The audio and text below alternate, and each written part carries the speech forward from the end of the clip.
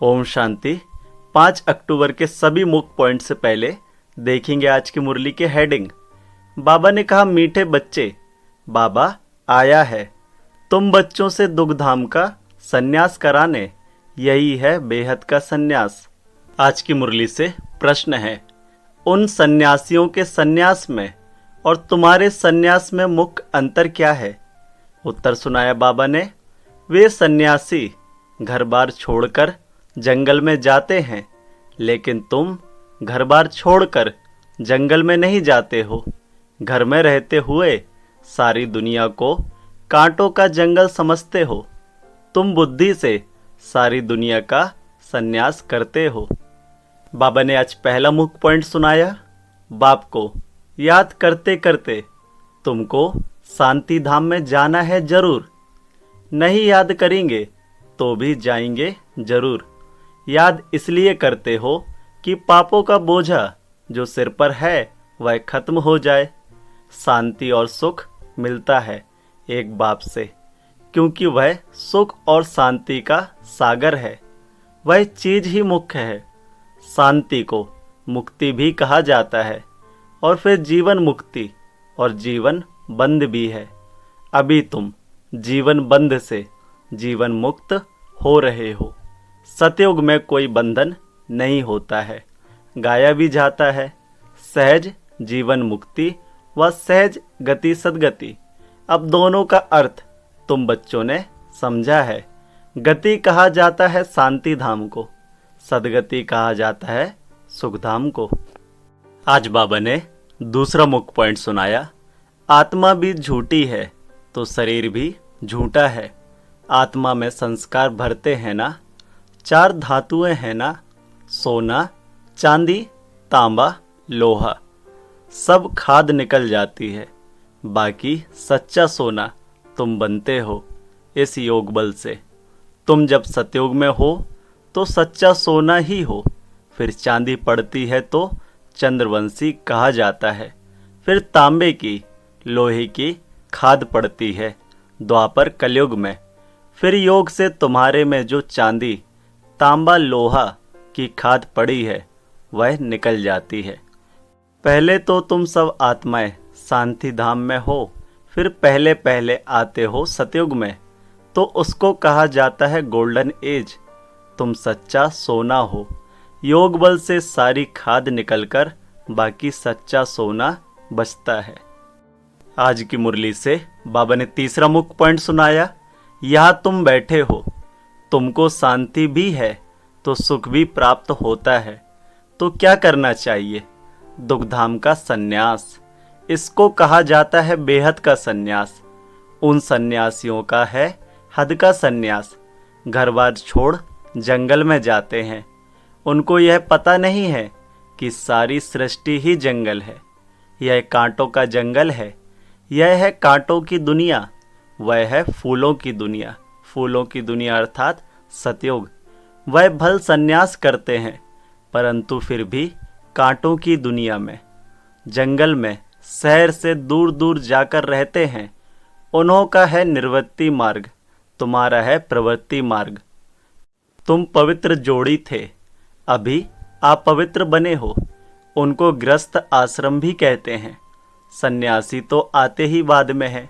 इस्लामी, बौद्धि भी बाद में आते हैं। क्रिश्चियन से कुछ पहले आते हैं। तो यह झाड़ भी याद करना है, चक्र भी याद करना है। इस कल्प वृक्ष का जो बीज है वो बाबा है, और उससे निकलने वाले पहले 2 पत्ते लक्ष्मी नारायण हैं। आज की मुरली से चौथा मुख्य पॉइंट बाबा ने सुनाया, यह शरीर रूपी तख्त छोटा बड़ा होता है। वह लकड़ी का तख्त जिसको सिख लोग अकाल तख्त कहते हैं, वह तो छोटा बड़ा नहीं होता। यह किसको भी पता नहीं है कि सब मनुष्य मात्र का अकाल तख्त यह ब्रकुटी है। आत्मा अकाल है, कब विनाश नहीं होती। आत्मा को तख्त भिन्न भिन्न मिलते हैं। सतयुग में तुमको बड़ा फर्स्ट क्लास तख्त मिलता है, उनको कहेंगे गोल्डन एज तख्त। फिर उस आत्मा को सिल्वर, कॉपर, आयरन एज तख्त मिलता है। फिर गोल्डन एज तख्त चाहिए तो जरूर पवित्र बनना पड़े। इसलिए बाप कहते हैं मामेकम याद करो तो तुम्हारी खाद निकल जाएगी, फिर तुमको ऐसा दैवीय तख्त मिलेगा। आज की मुरली से 5वां मुख्य पॉइंट बाबा ने सुनाया, सुखधाम को याद करो, इनको भूलते जाओ, इनसे बैराग्य, ऐसे भी नहीं सन्यासियों मिसल घर बार छोड़ना है। बाप समझाते हैं वह एक तरफ अच्छा है, दूसरी तरफ बुरा है। तुम्हारा तो अच्छा ही है, उनका हठयोग अच्छा भी है बुरा भी है, क्योंकि देवताएं जब वाम मार्ग में जाते हैं तो भारत को थमाने के लिए पवित्रता जरूरी चाहिए। जब देवताएं वाम मार्ग में जाते हैं अर्थात अपवित्र बनते हैं, तब पवित्रता थामने का जिम्मा सन्यासी लोग लेते हैं, तो उसमें भी मदद करते हैं। भारत ही अविनाशी खंड है, बाप का भी आना यहाँ होता है, तो जहाँ पर बेहद का बाप आते हैं वह सबसे बड़ा तीर्थ हो गया ना। सर्व की सदगति बाप ही आकर करते हैं, इसलिए भारत ही ऊंचते ऊंच देश है। आज की मुरली से 6वां मुख्य पॉइंट, मूल बात बाप समझाते हैं, बच्चे याद की यात्रा में रहो। गीता में भी मन मना भव अक्षर है, परंतु बाप कोई संस्कृत तो नहीं बतलाते हैं, बाप मन मना भव का अर्थ बताते हैं। इसको ध्यान से समझेंगे। देह के सब धर्म छोड़ अपने को आत्मा निश्चय करो। आत्मा अविनाशी है, वह कभी छोटी बड़ी नहीं होती।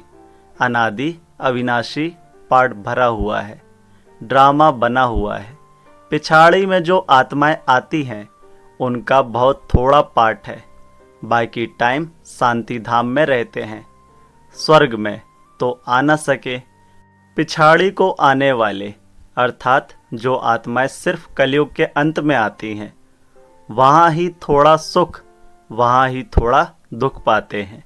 जैसे दीपावली पर मच्छर कितने ढेर निकलते हैं, सुबह को उठकर देखो तो सब मच्छर मरे पड़े होंगे, तो मनुष्यों का भी ऐसे है। पिछाड़ी में आने वाले की क्या वैल्यू रहेगी, जैसे जानवर मिसल ठहरे। आज की मुरली से 7वां मुख्य पॉइंट बाबा ने सुनाया।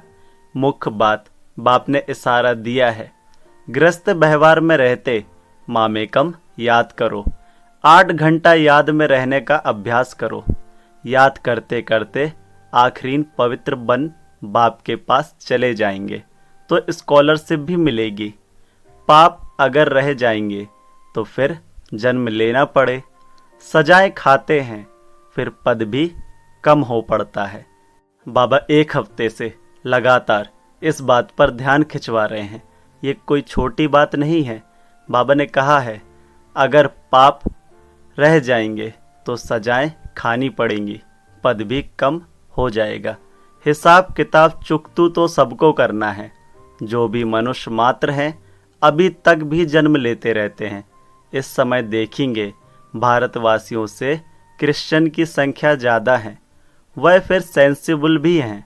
भारतवासी तो 100% सेंसिबल थे, सो अब फिर नॉन सेंसिबल बन गए हैं, क्योंकि यही 100% सुख पाते हैं, फिर 100% दुख भी यहीं पाते हैं। देवताएं 100% सुख यहीं पाते हैं तो दुख भी यहीं पाते हैं। वह तो आते ही हैं पीछे, कौन? क्रिश्चियन लोग, तो उनको सुख भी मिलता है कम और दुख भी मिलता है कम। आज का 8वां मुख्य पॉइंट बाप ने समझाया है, क्रिश्चियन डिनाइस्टी का श्री कृष्ण की डिनाइस्टी से कनेक्शन है। क्रिश्चियन ने राज्य छीना, फिर क्रिश्चियन डिनाइस्टी से ही राज्य मिलना है। इस समय क्रिश्चियन का जोर है, उन्हों को भारत से ही मदद मिलती है। अभी भारत भूख मरता है तो रिटर्न सर्विस हो रही है। यहाँ से बहुत धन, बहुत हीरे जवाहर आदि वहाँ ले गए हैं, बहुत धनवान बने हैं, तो अब फिर धन पहुँचाते रहते हैं, वापस करते हैं। उनको मिलने का तो है नहीं, तो अब तुम बच्चों को तो कोई पहचानते नहीं है। अगर पहचानते तो आकर राय लेते। तुम हो ईश्वरी संप्रदाय, जो ईश्वर की राय पर चलते हो, वही फिर ईश्वर संप्रदाय से दैवी संप्रदाय बनेंगे, फिर क्षत्रिय, वैश्य, शूद्र संप्रदाय बनेंगे। आज की मुरली से धारणा के लिए मुख्य सार है। पहला, स्कॉलरशिप लेने के लिए गृहस्थ व्यवहार में रहते कम से कम 8 घंटा बाप को याद करने का अभ्यास करना है। याद के अभ्यास से ही पाप कटेंगे और गोल्डन एज तख्त मिलेगा। दूसरा मुख्य पॉइंट है, इस दुखधाम से बेहद का वैराग्य कर अपने असली निवास स्थान शांति धाम और सुख धाम को याद करना है। देह अभिमान में आकर किसी को दुख नहीं देना है। आज प्यारे बाबा ने वरदान दिया, कर्मों के हिसाब किताब को समझकर अपनी अचल स्थिति बनाने वाले सहज योगी भव। डिटेल है, चलते चलते अगर कोई कर्मों का हिसाब किताब सामने आता है तो उसमें मन को हिलाओ नहीं, स्थिति को नीचे ऊपर नहीं करो। चलो आया तो परख कर उसे दूर से ही खत्म कर दो। अभी योद्धे नहीं बनो। सर्वशक्तिमान बाप साथ है तो माया हिला नहीं सकती। सिर्फ निश्चय के फाउंडेशन को प्रैक्टिकल में लाओ और समय पर यूज़ करो तो सहज योगी बन जाएंगे। अब निरंतर योगी बनो। युद्ध करने वाले योद्धे नहीं, युद्ध करने वालों को बाबा क्या कहता है? क्षत्रिय। और हम क्षत्रिय अगर बनेंगे तो चंद्रवंशी में आएंगे, पर हमें जाना कहाँ है? शूरवंशी में। आज बाबा ने स्लोगन दिया, डबल लाइट रहना है तो अपनी सर्व जिम्मेवारियों का बोझ बाप हवाले कर दो। ये बहुत बड़ी बात है। अगर आपको फरिश्ते समान डबल लाइट रहना है तो आपकी जो भी जिम्मेवारियां हैं वो बाप हवाले कर दो। ये मेरी जिम्मेवारियां नहीं, किसकी हैं? बाप की हैं। तभी आप डबल लाइट रह सकेंगे। ओम शांति। मेरा बाबा, प्यारा बाबा, मीठा बाबा। ओम शांति। मिलते हैं अगली मुरली के साथ।